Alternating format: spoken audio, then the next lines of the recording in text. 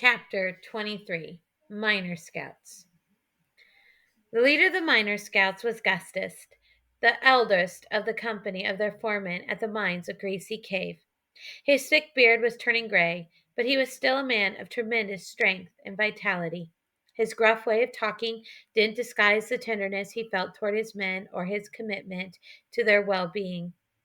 Of the four other Miner Scouts, three, Cedric, Ernest, and Clayton, were all made from the same mold as Gustus. They were short, burly men accustomed to the perils and difficulties of working below the earth. One of the miners, however, was different from the others. Arliss was a teenager, only 3 or 4 years older than Aiden. He was tall and lanky and didn't much look like a miner. He hadn't yet grown into full strength, so he lacked the other miners' skill with pickaxe and shovel. Nevertheless, he had a vital part to play in the mission. Gustus had selected Arliss for the company because he had what people around Greasy Cave called the miner's head. In the sheer blackness of the underground is a rare person who can maintain a sense of place and time. In an unfamiliar mine or a mine not properly marked, even a miner with many years' experience could get turned around and find himself lost for days. But Arliss, like his father and his father before him, had an uncanny ability to navigate underground. Without sun or stars to guide him, he could always find true north. Without reference to horizon or landmark, he could always judge how far he had traveled. Arliss lacked the experience of the other minor scouts, but as Gustus was well aware, they were headed to a place where nobody had any experience. At some point, they would have to rely on instincts and intuition. They would have to rely on the miner's head. Aiden rounded out the group. His chief contribution was his small size. Should the way get too narrow for the miners to pass, it would be Aiden's job to scout ahead. Otherwise, the young hero would mostly trail along with the group and try to stay out of the way. The moon had not yet risen when the minor scouts lit out for the cave entrance on Cornwalder's side of the valley. The night sky was clear and the stars provided only enough light for the little troop to pick its way through the wiregrass. They all wore oaken miners' helmets and each carried a rope and climbing hook, a pack with hardtack biscuits, a tinder box for lighting fires, a few basic supplies, a water bladder, and a bundle of 7 torches made of river cane and pine pitch. Each of the miners, as always, had a pickaxe and shovel strapped to his back. Even above ground, the miners pitched forward when they walked, as if they were in a low tunnel. They had orders not to talk above a whisper until they were underground, as to avoid the notice of any person patrols that might be in the area. But the miners were a talkative bunch. In the dark and gloomy holes where they spent their days, a constant stream of chatter and arguments kept their spirits up. They couldn't help talking now. "Hey, Gustus," called Clayton. "Tell me again how we're going to find a hole in the ground on a wide plain in the dark of night." "Harlan said to look for 2 big cedars growing so close together they look like 2 branches of one tree," answered Gustus, "about a half-hour's walk to the northeast of the camp. He says the cave hole is 10 or 15 strides to the east of the trees." "And how long has it been since he's seen this cave hole?" asked Cedric. "Well, let's see," Gustus was figuring.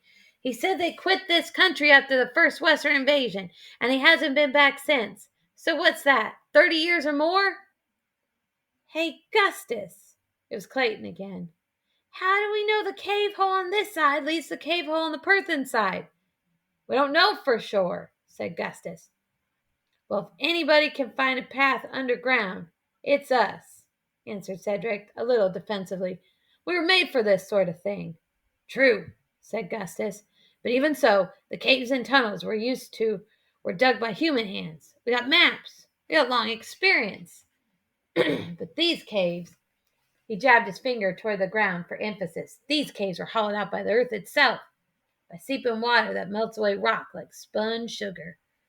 The tunnels of a limestone cave don't give up their secrets very easy. Anybody who goes down that hole, boys, better have a good reason for it." The company walked on in silence, chewing on what the foreman had said. Ernest was the first to break the silence. "Am I the only one who's not sure this is a good idea?" Nobody answered, so he continued. "Came here to fight Perthens, not to get lost in a cave and starve to a skeleton." Appears to me Cornwall needs all the fighting men it can muster. Ernest's remarks were met with a general grumble of agreement, but above the mumble came the boyish voice of Arliss, the youngest of the miners. You're looking at it all wrong. He quickened his step to catch up to Ernest. Sure, we came to fight, but the truth is none of us is any great shakes when it comes to soldiering. We're all of us handier with a pickaxe than a battle axe. What are you saying, Arliss? Grumbled Clayton. I'm just saying it might be that all the days we've spent in the mines were just getting us ready for this day. There's a whole lot we don't know about this mission. We don't know if the cave is passable. We don't know if it goes all the way to the Perthen side. We don't know if we can find the way even if it does. But we do know that, whatever this mission turns out to be, there's nobody readier for it than we are. Live the life that unfolds before you. It was the first thing Aiden had said since they left the camp. Everyone turned toward Aiden. What's that, son? Who knows what the future holds? Only the one God, explained Aiden. Just live the little bit of life that you can see in front of you. You live it well, and that gets you ready for whatever unfolds next. Yesterday you were miners, today you're scouts. Who knows? This whole thing might be a big waste of time. Or it might be worse than that. But maybe you're the men who will deliver Cornwall from the Perthens. And the brave miners of Greasy Cave will be remembered forever in story and song as the heroes of the Bonifay Plain, whose bravery brought to an end to the 5th Western Invasion.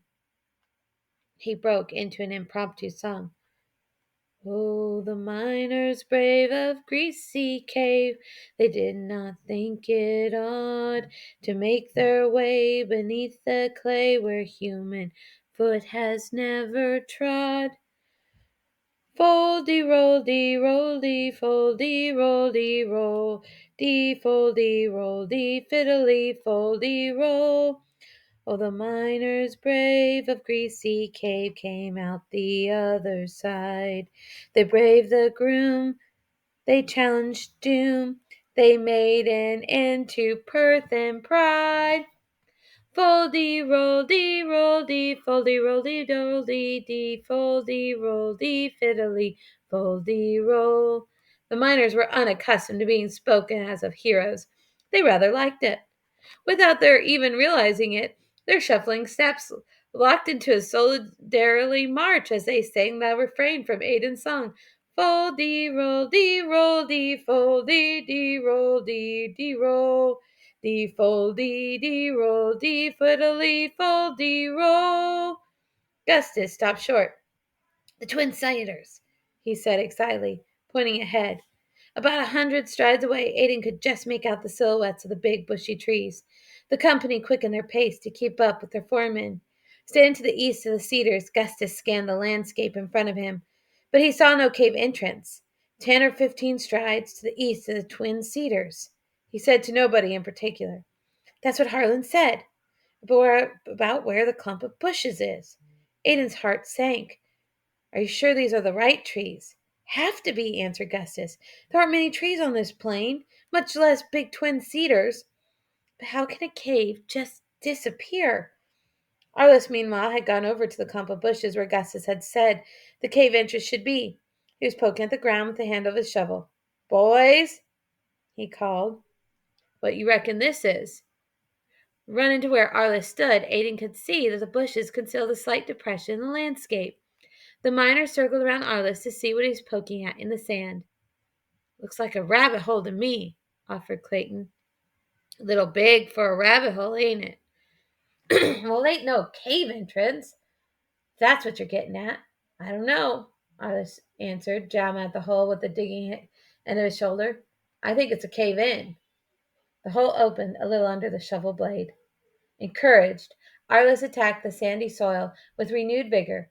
Fall to, boys, he called. The circle of miners pulled out picks and shovels and went at the hole in the ground, uprooting bushes and sending sand flying in a matter of minutes. The hole grew to the size of a wagon wheel, gaping like a black mouth in the white sand. It's a cave, all right, shouted Gustus. It's a cave, boys! The mission was on in earnest now, and Gustus took charge. Clayton, Ernest, he ordered, get a climbing rope ready. Tie off on those cedars. He put a big, meaty hand on Arliss's bony shoulder. Arliss, you'll be the first one down the rabbit hole. Aiden stayed out of the way as the miners made their preparations. Meanwhile, Gustus shuttled back and forth between the cedars and the hole, checking knots, securing packs, encouraging his men. The miners laughed as their foreman sang Aiden's song in his gruff, tuneless way. Oh, the miner brave of Greasy Cave, they did not think it odd to make their way beneath the clay where human foot has never trod. Foldy roll, dee roll, dee foldy roll, dee dee roll, dee foldy roll, dee fiddly foldy roll. The rope securely tied, Gustus gathered his men in a circle. Strap, helmets, he ordered, strapping his own as he said it. Knee pads on. To each of his men he handed 2 bulky squares of stitched leather stuffed with cotton, which they strapped around their knees. Gustus threw the free end of the climbing rope down the cave hole. And now, he said, to the one God who commands our lives and this mission. He turned to Arliss and gestured toward the cave. Arliss, lead the way. The young miner grasped the rope with both hands and backed into the hole. The blackness swallowed his lanky body. Looking up into the starlight, Arliss spoke one last time before he was completely lost in the shadows.